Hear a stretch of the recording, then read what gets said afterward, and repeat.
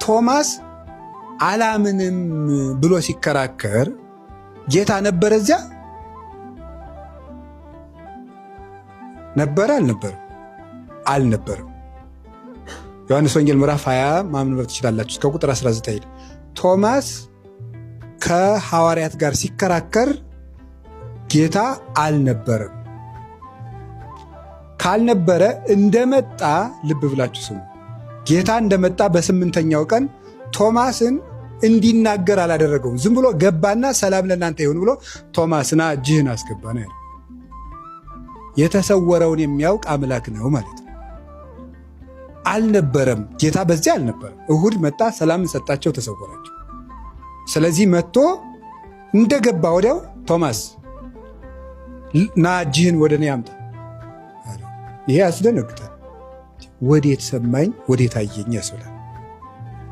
ቅዱስ ዮሐንስ አፈወርቅ ለምንድን ነው ክርስቶስ 8 ቀን ሙሉ ቶማስ እንደው መከራውን እንዲያ ያደረገው እንደው ወደ ረቡዕም ወደዚያም እንደው ቀደም ብሎ ቢመጣለት የሚለውን ሲመልስ በደንብ ለምስጢሩ እንዲጓጓ ነው ይላል። በደንብ ለምስጢሩ እንዲጓጓ እንዲፈልገው ማለት ነው። ማወቅ እንዲፈልግ በደንብ ከዚያ የተነሳ ዘገየ እስከ 8 ቀን። ስለዚህ ክርስቶስ የተሰወረውን የሚያውቅ ጌታ መሆኑን ለመግለጽ ነው የተደረገው። በዮሐንስ ወንጌል ምዕራፍ 2 ላይ ስትመለከቱ እንዲህ የሚል ቃል አለ። ኢይፈቅድ ይንግርዎ ግዕዞ ለሰብ እስመ ለሊሁ የአምሮ ለሰብ። የሰውን ፈቃዱን ወይም በልቡናው ያለውን ሊነግሩት አያሻውም፣ እሱ የሰውን ልቡና መርምሮ ያውቀዋልና ተብሎ ስለ ክርስቶስ ተነግሯል።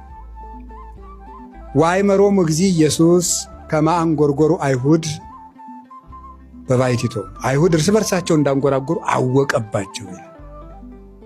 ስለዚህ ክርስቶስ የተሰወረን ማወቅ ይውላችሁ ኦምኒ ፕሬዘንት ይባላል።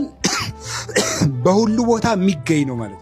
ቶማስ እንደዛ ብሎ ሲጠራጠር ክርስቶስ በስጋው እዚያ ውስጥ አይኑር እንጂ አዳራሹ ውስጥ በአምላክነቱ ግን ከደቀ መዛሙርቱ ጋር ነበረ።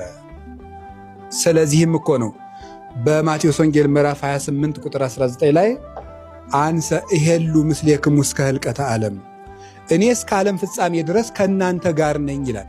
አንድ ፍጡር 3 ክንድ ከስንዝር ቁመት ያለው ፍጡር እንዴት ነው እስከ ዓለም ፍጻሜ ከእናንተ ጋር ነኝ ሊል የሚችለው? እንዴት ሊኖር ይችላል?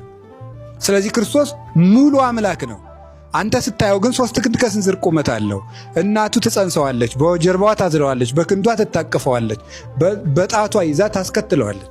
አምላክ በትሕትና ዓለምን በመሃል እጁ